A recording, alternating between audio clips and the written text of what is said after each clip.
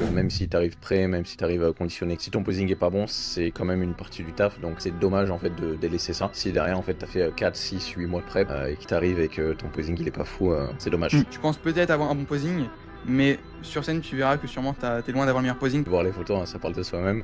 Je suis très satisfait.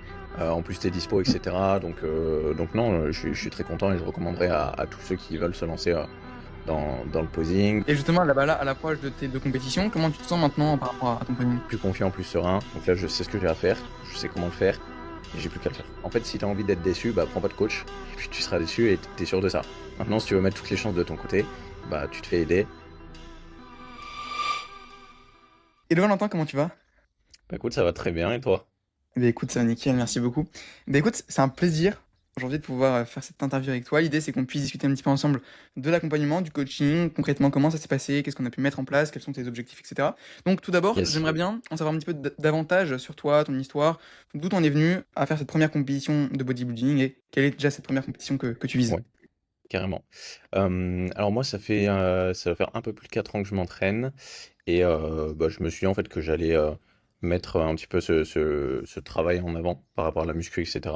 Dès que j'ai commencé à m'entraîner, j'ai beaucoup eu cet objectif, que ce soit de près ou de loin, mais dès le début, j'ai vu un petit peu, j'avais cet espoir peut-être de compétition. Donc, je me suis dit, bah, pourquoi pas tenter? Et là, je trouvais que par rapport à mon environnement, etc., c'était le bon moment. Le but, c'était surtout de mettre en place une première expérience de scène. Quand on l'a pas vécu, je pense que c'est important de tester. Et dans les prochaines années, je sais pas si il y aura les bonnes choses en place pour que ce soit un bon environnement favorable à commencer une prépa, etc. Donc je me suis dit, là, c'est le bon moment, donc let's go.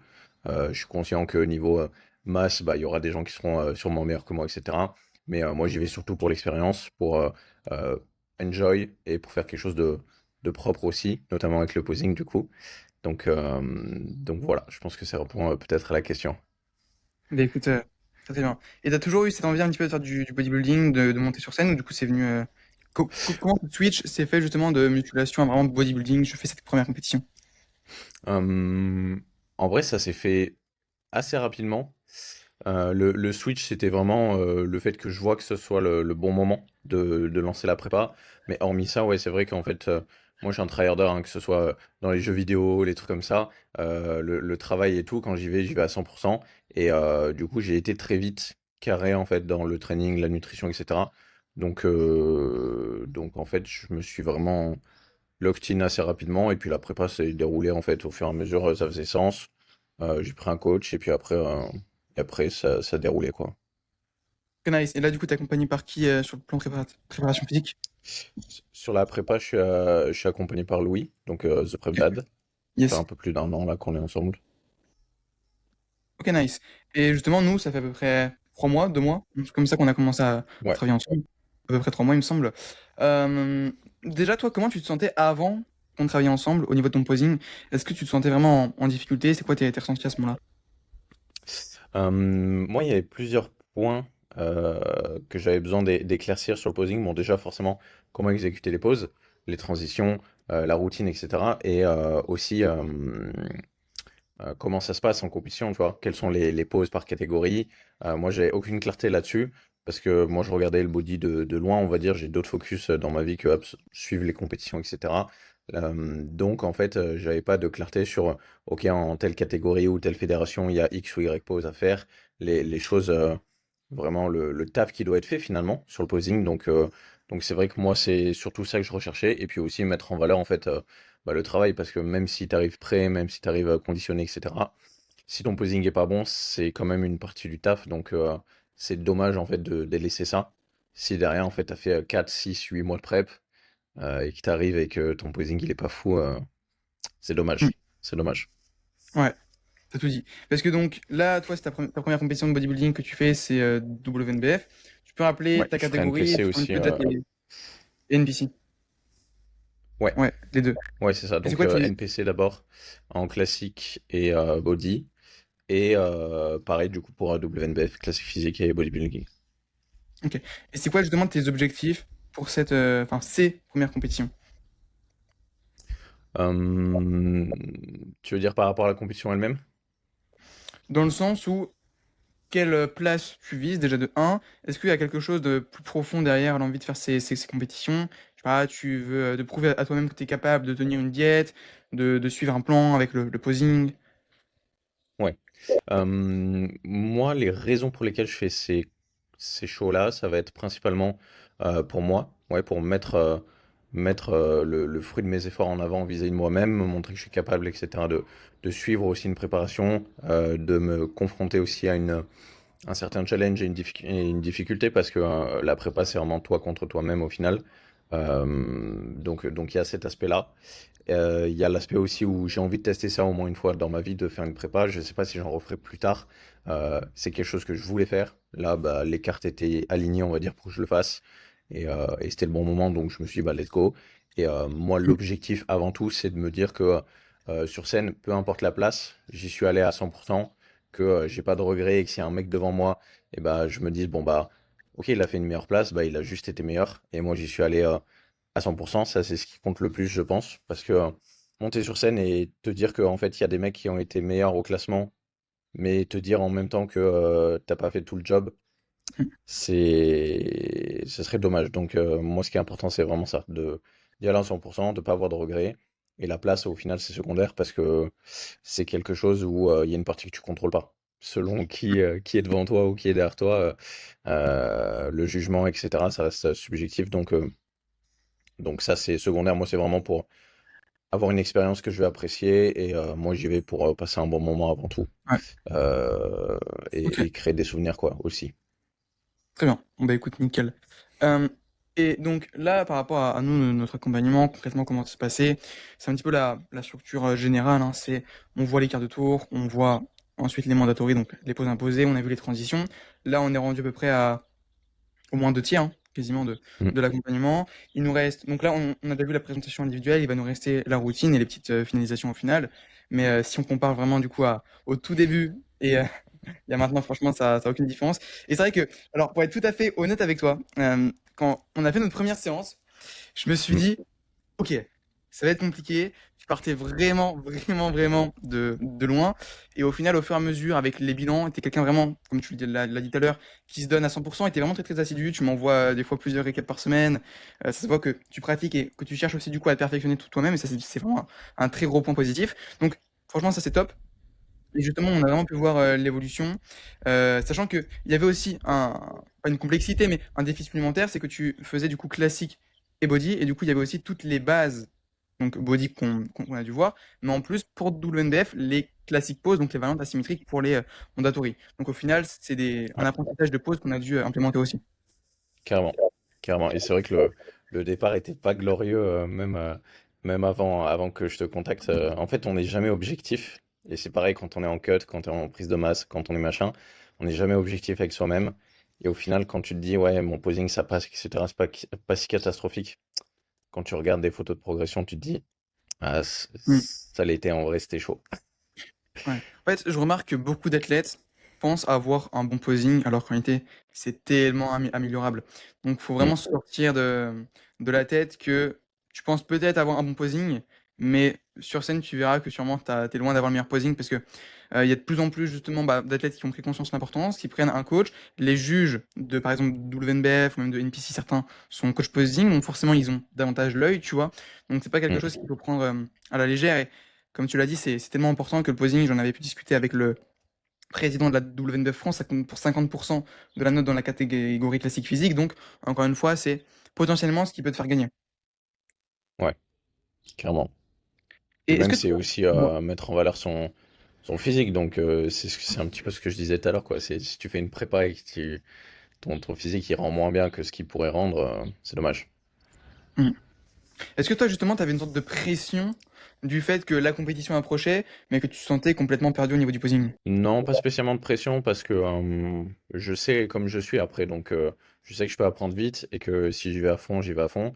Mais je me dis que potentiellement, ça aurait pu être bénéfique si j'avais commencé un petit peu avant, même si je trouve que je ne m'y suis pas pris trop tard, mais que j'aurais pu anticiper un peu plus les choses et peut-être quelques semaines avant ou même un petit peu avant de démarrer la prep, ça aurait été cool. Juste question d'énergie, question ouais, de bien démarrer, on va dire, même si le départ c'est plutôt bien fait ensemble, Mais voilà, moi je trouve qu'il faut pas attendre genre d'être écorché ou quoi, parce que c'est pas quand t'es un zombie que tu vas commencer à apprendre les cartes de tour. C'est chaud. Bien sûr. Et tu fais bien de le dire parce que pas mal d'athlètes viennent vers moi, des fois un mois avant leur compétition, même des fois 2, 3 semaines. Et comment leur dire que ils partent de zéro pour certains, ils ont vraiment un posing qui est loin d'être parfait et veulent faire des miracles, mais c'est impossible avec cette deadline. Toi, qu'est-ce que tu dis justement aux athlètes qui s'y prennent trop tard et qui hésitent à prendre un coach posing aujourd'hui? Bah, en fait, il n'y a pas de question à hésiter. C'est comme en général, si tu lances une prépa, tu prends un coach pour faire ta prépa, 80% du temps, on va dire, et t'as pas hésité à prendre un coach pour faire une prépa, donc c'est exactement la même chose. Genre, ça va avec. C'est un package. Tu vas amener ta meilleure condition, le plus de masse possible, le plus sec possible, et le mettre le mieux en avant possible. Au final, ça fait partie des critères selon les catégories, donc il n'y a pas à hésiter là-dessus. Et il y a aussi le fait que, ce que je disais juste avant, c'est si tu te lances un mois avant, bah, tu vas être fatigué, tu vas pas avoir beaucoup d'énergie. Oui, il y a les sessions de posing, mais il n'y a pas que ça. Il y a le posing que tu fais bah, juste après ta séance. Il y a le posing que tu fais chez toi. Enfin, en tout cas, si tu es assidu et que tu veux vraiment prendre ça au sérieux, ça prend du temps, ça prend de l'énergie. Et bah, c'est des choses qui sont précieuses en prépa. Donc, autant commencer avant, avoir des bonnes bases solides le plus tôt possible. Et ça fait la différence, je pense. Ouais, bien sûr, 100%. Et toi, concrètement, est-ce qu'il y a un point en particulier qui t'a marqué durant l'accompagnement? Moi, c'est plutôt les retours en vrai, hein. Les retours Ok. vis-à-vis de... En dehors des sessions. Les sessions, c'était très bien pour moi pour mettre en pratique les choses et pour comprendre et pour avoir un échange. Et le fait que voilà, le lendemain ou 2 jours après la session, bah, j'implémente direct, j'attaque, j'essaie de corriger moi-même et après j'ai un retour qui me permet de valider. C'est surtout ça aussi qui fait que au fur et à mesure, tu avances, quoi. Le but, c'est pas juste de faire une session par semaine, un call par semaine, et puis entre-temps, tu bosses pas ton posing. Ça, c'est pas possible. Ok, très bien. Et concrètement, qu'est-ce que tu en penses de l'accompagnement? Simplement, est-ce que tu peux donner Bah un... moi, il suffit de voir les photos, hein, ça parle de soi-même. Je suis très satisfait. En plus, t'es dispo, etc. Donc non, je suis très content et je recommanderais à tous ceux qui veulent se lancer dans le posing ou qui ont un aspect là-dessus. Moi, ce qui était cool aussi, c'est là, on est en train de bosser sur la partie routine.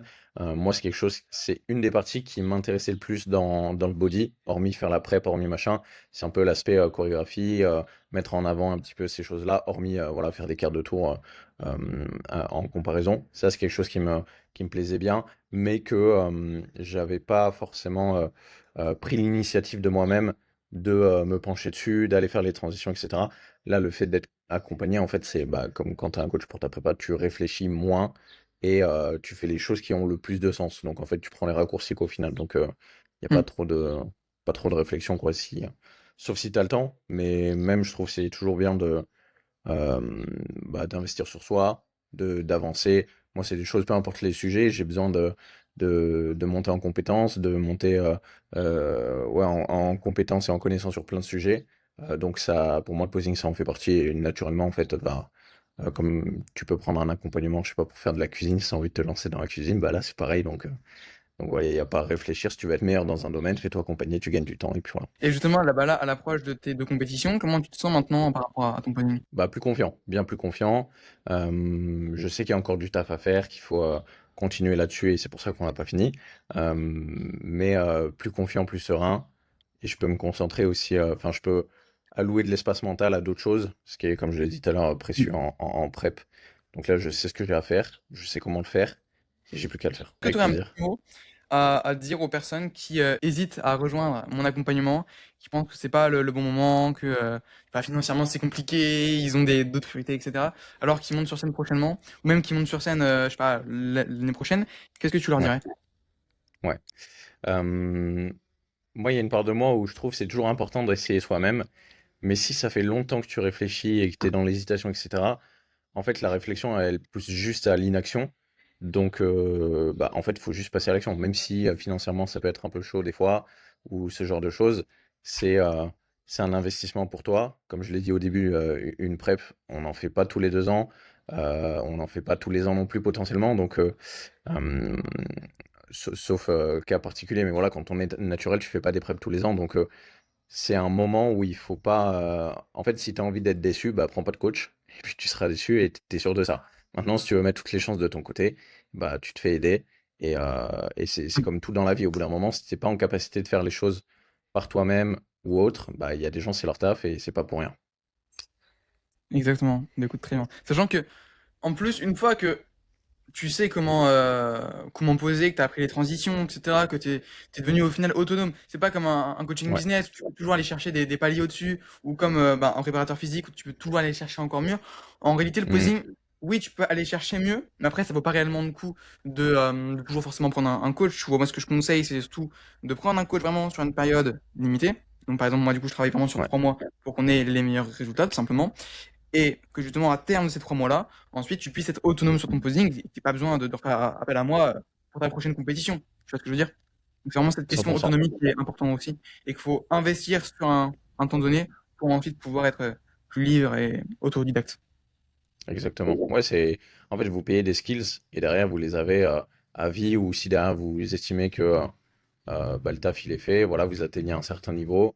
Et après, bah, soit vous voulez aller chercher encore plus loin le 1%, etc., et vous continuez à avancer, soit bah, c'est OK. Et puis, au moins, vous avez un step, vous êtes passé de là à là, et il n'y a pas de, il y a pas de sujet pour moi, en tout cas, là-dessus. 100%. Écoute, en tout cas, merci à toi, Valentin, pour cette petite interview. C'était sympa. Avec Ça m'a plaisir. permis aussi de bien comprendre du coup concrètement et de faire bien comprendre aussi ta vision, comment on a pu travailler ensemble du coup les résultats qu'on va pouvoir t'apporter et puis à la limite on s'en fera une en présentiel lors des prochaines compétitions et puis let's go. Carrément. Allez, Carrément, c'est avec merci à plaisir. toi. Salut. Au top. Ciao, ciao.